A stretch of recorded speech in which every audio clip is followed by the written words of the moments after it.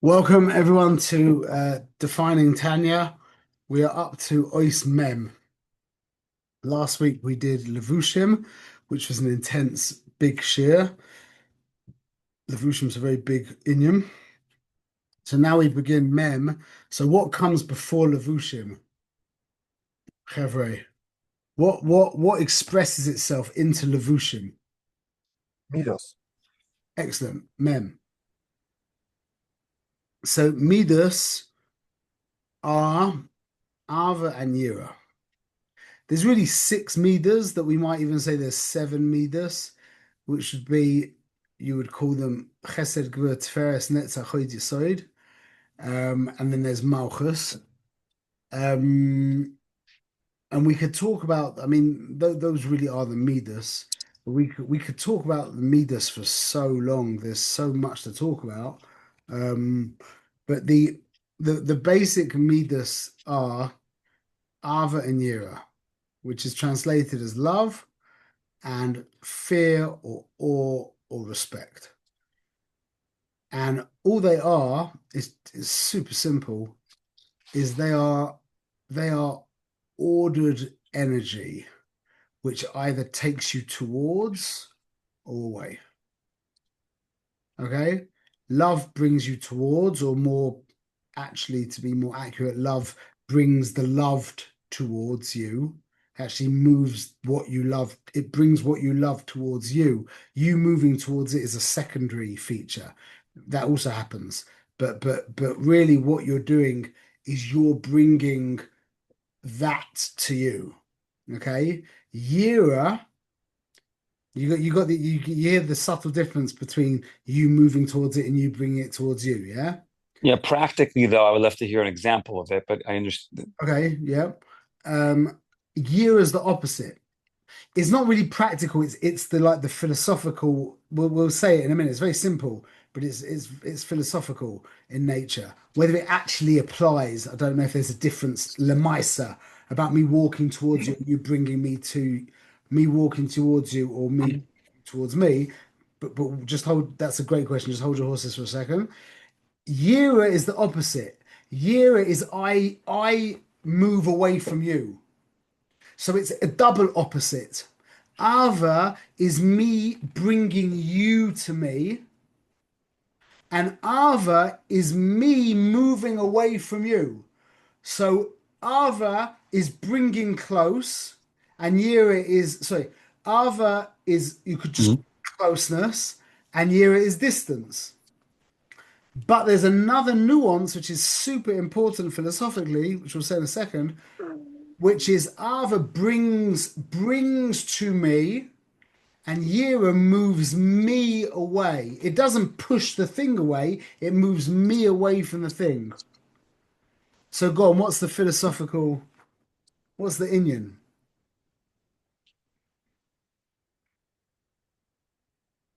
What are you asking? Well, we know that love is closeness and fear is distance, yeah? But what do you learn from that extra nuance that we spoke about? That love is not me moving towards you, it's me bringing you towards me. Whereas fear is not me pushing you away from me, it's me moving myself away from you. And this is an exceptionally important point. The point is that is a self, Ava is a self-enlarging experience. With Ava, you get bigger, whereas Yira is a self-constricting experience. With Yira, you get smaller. So when it comes to Ava, I don't come towards you, although I might physically come towards you. But the Inyan is that I bring you to me because in Ava, I am the center of my world. Whereas with Yira, you are the center of the world. And I'm moving myself away from you. And that's why Ava has to precede, sorry, why Yira has to precede Ava. Your relationship with your wife. If your relationship with your wife is kulu ava, yeah, you have no relationship. There is no relationship. It's demurriness. That is basically impossible unless you're a mamash a narcissist to have that kind of relationship. If your relationship with your wife is kulu ava, there's no relationship. If your relationship with your wife is kulu, so instead of using the word yira, we'll use the word respect. If your relationship with your wife is kulu respect without any ava, you have 50%. You hear it? Once you've got the 50% of the respect, respect is the foundation of the relationship. If there is no respect, there is no relationship. Doesn't matter how much you love her. Yeah, because you might love her, but you also love your secretary as well. And that's not going to work. Is it because you were saying the premise is that Yura makes you smaller and therefore you need to become small first and then you become bigger? That's why the Yura goes first? The year comes first in a relationship because in an intimate relationship, because my respect for you is is me humbling myself to you. You're primary, I'm secondary. I'll give you your space. I'll give you the honor you deserve. I'll talk to you in a way that you need to be talked to, that you deserve to be talked to.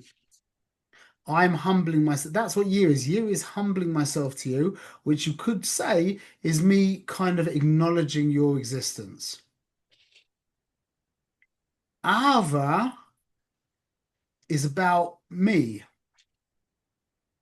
It's about, but that it but by default, if it's not predicated by if it's not predicated on Yira, then Ava is just a self-indulgent experience. Whereas when there's the respect in place, and I, so to speak, believe in you as a Matthias unto yourself, because there's the idea of like, like the idea of a mother kind of swallowing up the child kind of thing. The idea of, the love is just so consuming that the child is literally swallowed up. Listen to the Mishnah 1 minute.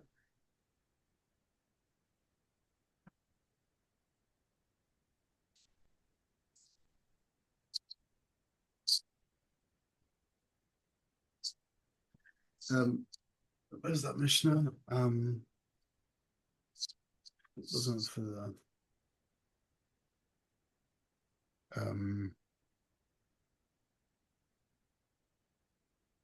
just give me a moment. Just want to show. Yeah, Perek Gimel Beis. In Pirkei Avos, it's Perek Gimel, Mishnah Beis. Rabbi Hanania Sagan Kohanim Oimer. Oh, we have two Kohanim here. Having mispalo, also Eliezer Cohen. Having mispalo b'shloim shel malchus. Be daven for the shalom of malchus. She'imale moira. If it wasn't for its fear, ish esrayehu chayim balu. A man would swallow his friend alive. This is what we're talking about. This is Ava, not predicated on fear. If there wasn't fear, yeah, and this is the you could read this as the Malchus. You know who your Malchus is?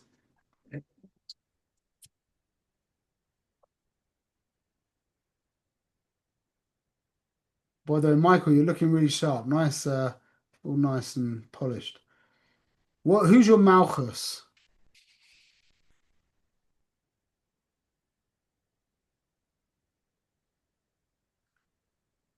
Your Malchus is your wife. She's your Malchus. So, having mispalo b'shloim shel Malchus, daven for the shalom of your wife. Yeah. Davening for someone is an expression of, so to speak, acknowledgement, acknowledging who they are, acknowledging that they're real. Yeah.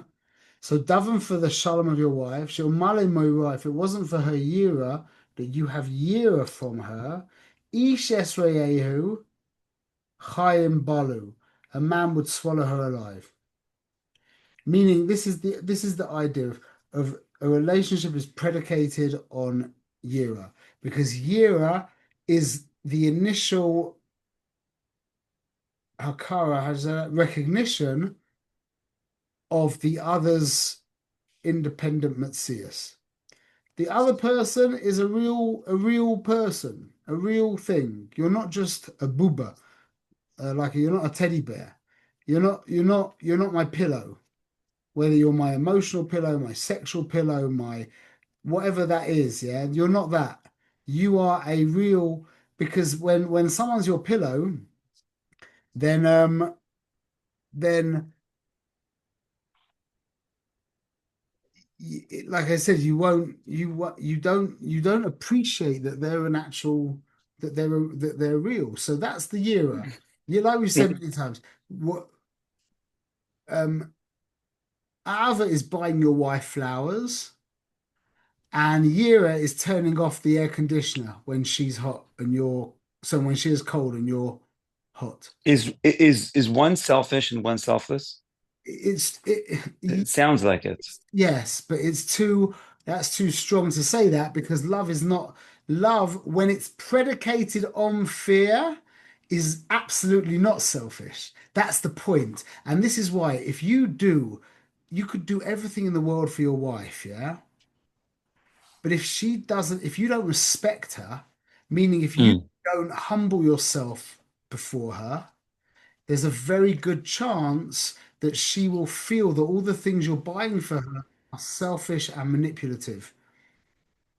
And sure, and you will actually be creating distance with every gift you buy her. It has to be predicated on turning off the air conditioner. It has to. It has to. You have to be able to um as in Mamayit to Lesson? yeah, that's not a good word though. You have to be able to humble yourself to her. Yeshua is saying that a relationship is predicated on, we call it fear. The word in Hebrew is yira, but we'll translate it better as respect. If you love someone and you don't respect them, then you don't really love them. You just love yourself. Because it's only in respect that they begin to exist. Now, once they're a real being, a real person, now love away. And every extra thing you do is going to bring you closer and closer and closer. And it's going to demand more and more closeness. But the foundation is fear. The foundation is fear. So that's emotions. Yeah. So The love, foundation is respect. That word is or to humble yourself. respect. To respect someone means you need to humble yourself to them. Respect them means, like, one of the things we say, you have to respect my boundaries. You have to respect my boundaries. Don't just walk into my room like that. I say my kids just burst into the room. What would you do if your kids just burst into your bedroom without knocking anything? Pet peeve. That's not a pet peeve. No, that's unacceptable. That's not a pet peeve. It would be a tragedy if that didn't affect you. There's the family who lives downstairs from me, very holy family. Their kids have never been in their bedroom. Wow. Mum, and their house is like 90 meters. It's like it's like the size of Wow. their house is the size of your kitchen, you see. And the kids have never been in the bedroom Oh, it's a big house then. I'm just kidding. for Israel, for Jerusalem. But yeah, I would love that. I mean, I try a little bit to enforce that, but it's not, it doesn't, that you also need your wife enrolled in that one, yeah. But Wow. that's a very special. Yeah, I mean, that feels special, no? That It's feels like amazing. exactly. It really is. Imagine your children having such a respect for, mommy and Tatum, that they wouldn't even go in there. They wouldn't. They would say, "Oh no, it's in my parents' room. I can't go in. I'm sorry." You're like, but they're not. Oh, no one's home. They're like, can't go. Anyway, but the point is that how do we say that? Why do we go there? We should respect, humble, Yeah, so boundaries. so yeah, respect means to respect, like we say, respect my space, respect my things. Don't that means don't step over the boundary, and that's what love is. Love is, it's good that we moved into this stage. Love is the dissolving of boundaries. And fear, again, fear is a really bad word. Like I said, it's fear or respect. Let's just say respect, yeah? But respect is the imposition of boundaries. And that's why love and fear are connected salt and sugar. Why? Because you put something in a sugary solution and it dissolves it. It takes away its form. It dissolves it. The sugar kind of, like you put a tooth in Coca-Cola and after a little while it just dissolves. Yeah. Salt, on the other hand, preserves. It keeps boundaries. Okay, so that's why they're connected, those two things. They look actually similar on the outside. But the point is that um, what I was trying to say is that not only does love other um, um, is it closeness, it also demands more closeness, meaning the closer you get, the more you need to get even closer. It's an upward spiral. That's me. That's Ava and Yira. The Okay. closer you get to what? To the person, the more you give to them, that means the closer you get, Hmm.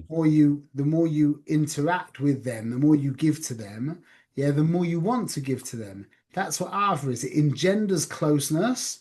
It is closeness and it engenders more closeness. It requires more closeness. That's why Shalom Bias, when you're on the right track, it just gets better and better. And the opposite as well, unfortunately.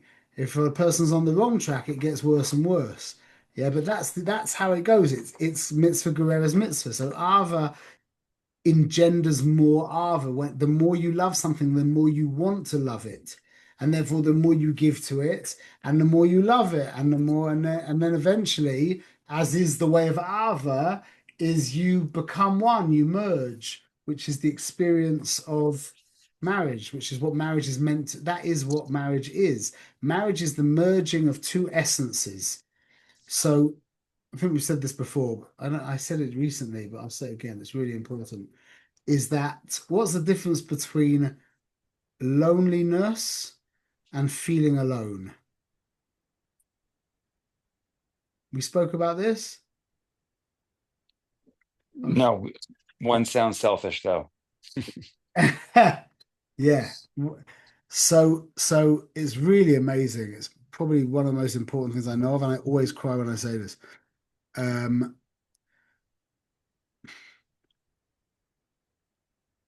l- lonely.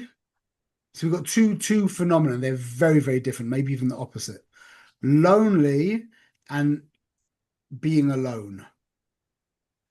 A widow, an elderly widow whose husband passes away, who's been married for 60 years, and they've done it. Not that they had the most perfect idyllic marriage. Marriage is not about marriage doesn't mean there isn't friction and fighting and stuff like that. Yeah, that isn't a good marriage isn't a marriage without friction and fighting.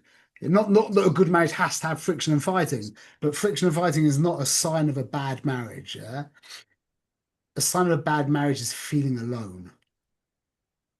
So friction and fighting, that's so a couple who's been married for 60 odd years, yeah, and then the husband dies and the woman is in the house by herself, yeah, she will be lonely, but she will not feel alone.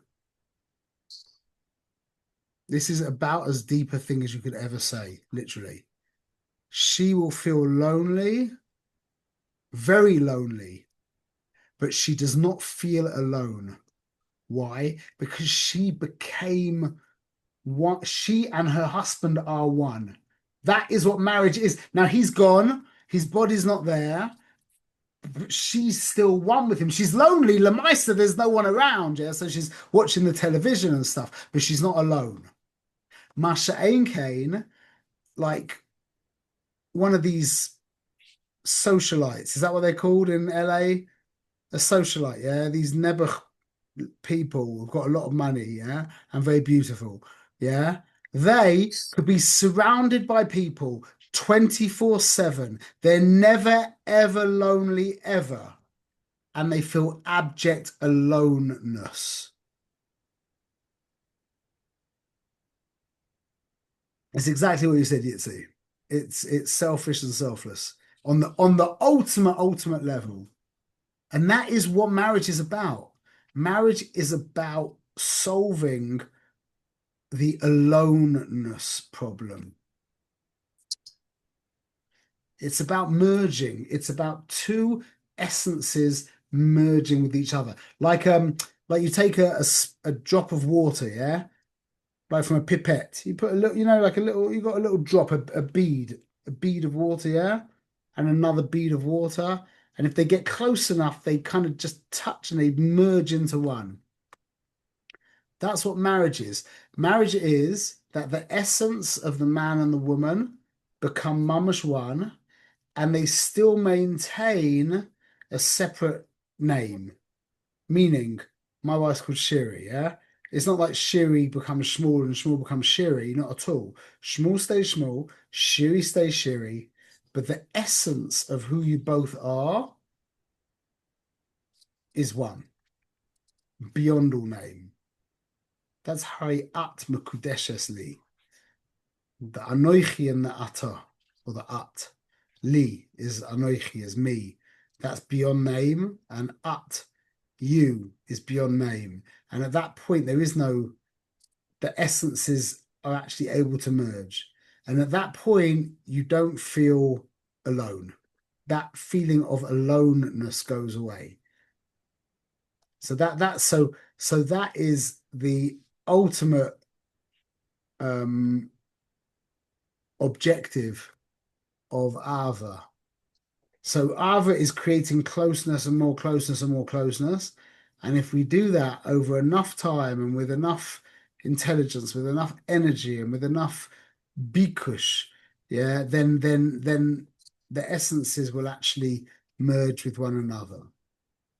But that needs to be predicated on the respect. There needs to be respect. If there isn't respect in a relationship, there's no relationship. So let me finish. When we're talking about midas, I suppose we have to also mention Tiferes, Netzahoid, and Yesoid. So let's try and explain them very quickly. Um, okay, so we know everyone knows we have the six midas, yeah. We have the top three, which is called Hagas, and then the bottom three, which is called Nahi. Yeah, Chagas is Chesed, Gevur, Tiferes, and Nahi is Netzach, Hoid, Yesoid. Nahi. Yeah. So then you got Malchus. Okay, so this is how I understand how it works. Is Ava is moving towards is closeness.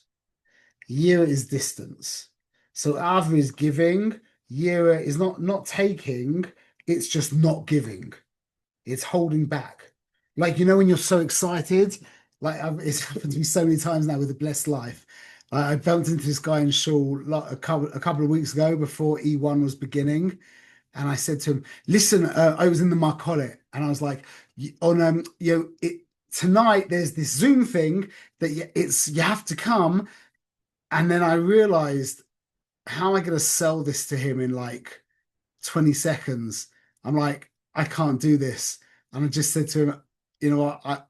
I can't be bothered. I'm sorry. I just walked away. It was to explain the chiddush of it. There's so much, yeah, that I held myself back and I didn't give. That was Yira. That was a good expression of Yira. It might be coming from a selfish place, but the idea of where I have to hold back so that I don't kind of consume you, yeah. So all love and no fear expresses itself as Giliarias, which is sexual immorality and theft. That was Yishmael. He was the personas of Chesed. Why? What's the connection between sexual immorality and theft and love or Chesed? It's the dissolving of boundaries. When the boundaries dissolve, then physical relationship can take place whenever, and then I can steal your things because if there's no you, there's no me, then I can take your stuff. Why not? What's the difference in you and me? I don't know where I end and you begin, so let me help myself to your stuff. Yeah. So that's theft. Um, um, Yira expresses itself as shvichas damim, which is Esav. If you're not real to me, then I can kill you. That's the ultimate expression of fear. So now, in a relationship, when I'm giving to you, it has to be tempered with it has to be tempered with what I want to give. My desire to give with my desire to hold back is tempered, and that tempering together, so to speak, is called Tiferes. Tiferes is the tziruf, the combination of the giving and the holding back. Everyone's with me? There's what I want to give, but then there's how much I want to hold back. So when I put those two things together, that's called Tiferes. So called Rachamim sometimes. But for how is it? That's called Tiferes, okay? So now Tiferes is the mizug, I say mizug. The, The connection? no, not the combination. The mizug is like when you put in this much martini and this much, like, not the combination. Ingredients?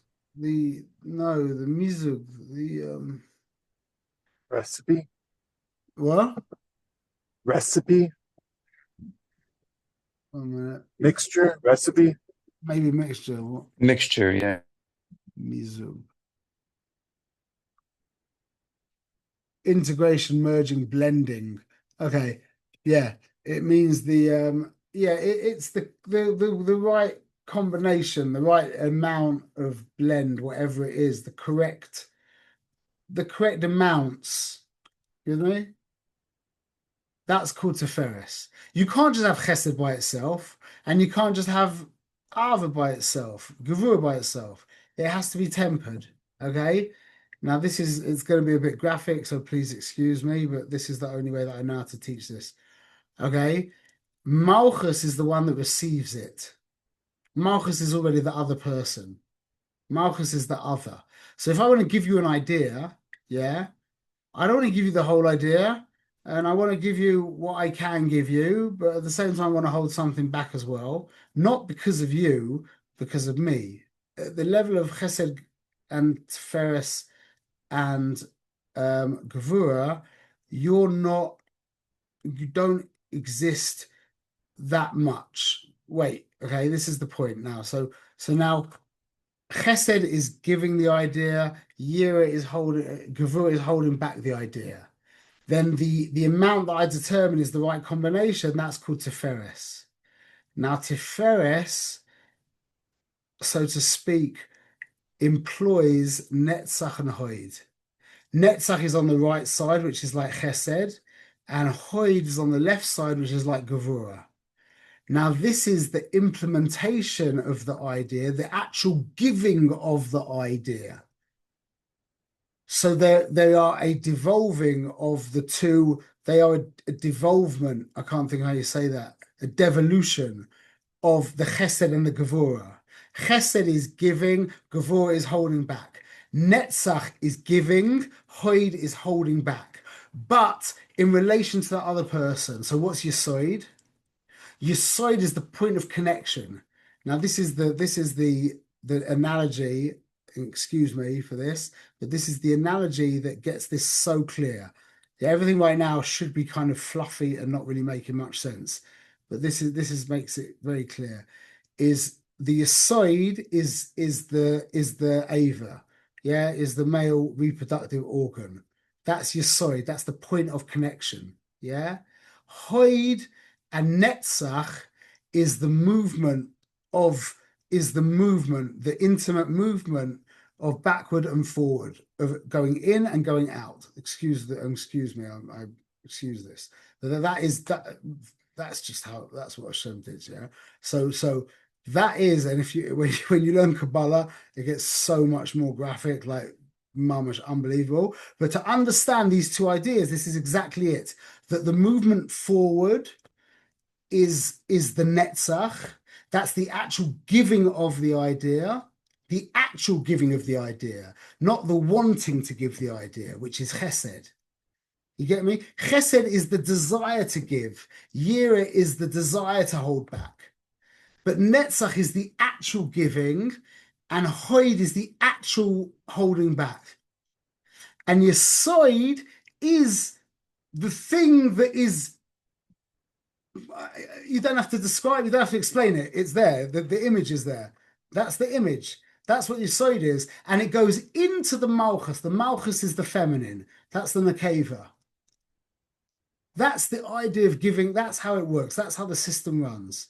So let's just go back all the way to the beginning. Yeah, is you have the Oineg, which becomes enclosed in Ratzon. You're sure you don't know these. You don't know the Hebrew so well, do you? Okay, so you have pleasure. The very beginning of the whole system is called pleasure. Yeah, that's the source of everything. That becomes a will, a ratzon. Yeah, that ratzon, which is really a desire to live, now gets organized through the mind, through the intellect. That's called seichel. Now, when that's organized in a good way, in an intelligent way, that will give birth to emotions. Yeah. Now, those emotions are a desire to give the idea, so to speak, or to hold back the idea. But the actual giving the idea or the actual holding back the idea, that's called netzach and hoid. And how is it given? Through the point of Yesod. Into what? Into the nekeva, into the feminine. You got that? Yes. I mean, for the most part. Yeah, that and we've got a very, I mean, we shouldn't dwell on the ideas in any other than let me finish on this. I'll finish on this just to put this in perspective to what we said. When I was, I'm sure I've said this to you before, just before I got married, my sister and brother-in-law were getting married, and they asked me to paint their apartment in Mill Hill. Yeah.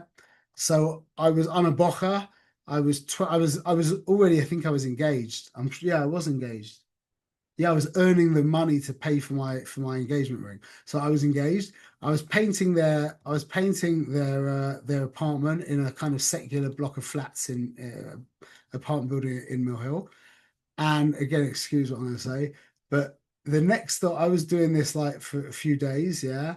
And the next door neighbor was a young lady who was very, she was very active, put it that way, yeah. And the walls weren't particularly soundproofed, yeah. So you've got a bocha in an apartment, painting the apartment, hearing things that I really didn't want to hear. I didn't know what to do with myself. I was trying to, it was terrible. It's mamish terrible, mamish. And I was getting like destroyed on a purity kind of level. And so I took a morning out and I went to the base medrash and I took out my Gemara that I was learning, which was in Kedushin. Yeah. And in the Gemara in Kedushin that I was learning again, excuse what we're saying, but I was learning the necessary level of penetration, yeah, for that a Kohen would be considered, or that a woman would now not be considered a virgin, like graphic things in the Gemara, yeah, crazy graphic things in the Gemara. And I was like, what Hashem, what are you doing to me? I come out of this crazy matzav with this crazy woman next door, yeah, and you put me in the base medrash. I'm reading stuff that's even much more graphic than that, yeah, and it completely purified my mind. It completely purified my mind. The Gemara talking about the the Gemara talking about the most intimate things you can imagine. And if you think the Gemara talks about intimate things, the Kabbalah, I don't think it doesn't get more intimate, but the Kabbalah spends much more time talking about intimate stuff, crazy intimate things. And that is mataher your mind. It purifies your mind. It purifies you. It's amazing. It's the context. It's the context of what is being said in. When you're speaking about the craziest graphic things, in the context of Hashem's Torah and MS, then it's mataher. And it can be the opposite. You could be talking to somebody in, not in a lewd way, but whatever, nothing particularly wrong said. And if it's not in context of Torah, it could potentially be bringing up all kinds of, physical sensations, etc. So anyway, hopefully that's a good introduction to Midas. And okay, next week is Moich Shala Alalev, Bezrat Hashem. One question, a lot of questions, but one for now. That was really good. Actually, that was the first time I've ever heard you explain it in depth, ever, which was good. Thank you so much. So in our relationships, I'm not understanding what the Kabbalah is trying to do here in describing it in such detail. Is it trying to say that in every situation that we have with anybody, I'm walking down the street and I see somebody, and now I go through my pleasure, my ratzon, my seichel. Now I'm on my emotions, and I'm deciding whether to tell this person something or not, right? Yeah. So even in that situation, that's similar to that whole graphic thing that you just, very in detail thing. No, it's not similar. It's exactly the same. In every situation that I'm going when there is a relationship of not let's say not a back-to-back relationship, not a transactional relationship, but any face-to-face relationship goes through the entire, that is the process. And the reason why that is the reason why the relationship looks like that on a physical level, the way it works according to the Torah is that the seed on a level of intimacy, the seed, the science says this nowadays, in the pituitary gland, which causes the endocrine system to produce the zera, the semen, whatever. Yeah, that begins in the brain and it goes down into the testes and it produces the actual fluid, whatever. And then there's the actual action of the intimate process, and then the seed is transferred into the feminine. It's always the same on every single level.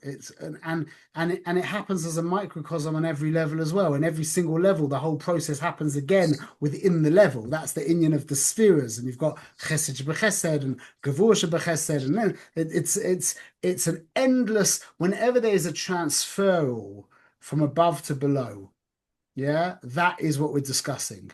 Below to above is a different, that's called a susa de la sata, which is called mein nukvin, the feminine waters. That's a different idea. But when it comes the dach, which is called the mein duchwin, the masculine waters, always it has to go through that system. It could potentially like bypass seichel maybe, but it's basically that system. There are nuances and stuff, but it's almost. So one more time. So thank you. And so when I'm having a front-to-front conversation with somebody, it's going all the way down, and there's netzach and hod going on in the conversation. Also, remember we said that the ava is yesoid. Yeah, there's another part of your body that can be called yesoid. It's not usually called yesoid. The tongue. So the tongue. Yeah. That's one of the ways. Not only does the seed come from your yesod, but your seed, the intelligent seed, comes from your mouth. So that's another important part of the Got it. And the one who you're talking to is always Nakeva. The one who receives is feminine, and the one who gives is masculine, even if she happens to be a woman. Even if the man, etc. It's actually very easy to remember when you realize, and just another final point just to finish on is, don't think that we're using the analogy of a man and woman being intimate to describe this process. The reason why the intimacy between a man and a woman looks like it does is because of this process. It's not that, oh, there's this process and it happens to align with this whole deep idea we're talking about. No, there's this deep idea that we're talking about that came first, and therefore the sexual relationship, the face-to-face relationship, looks exactly like this. Yeah. Okay, I need to go to shul. Chazak v'yamatz. Thank you, Rabbi. Thank you. Kol tov, guys.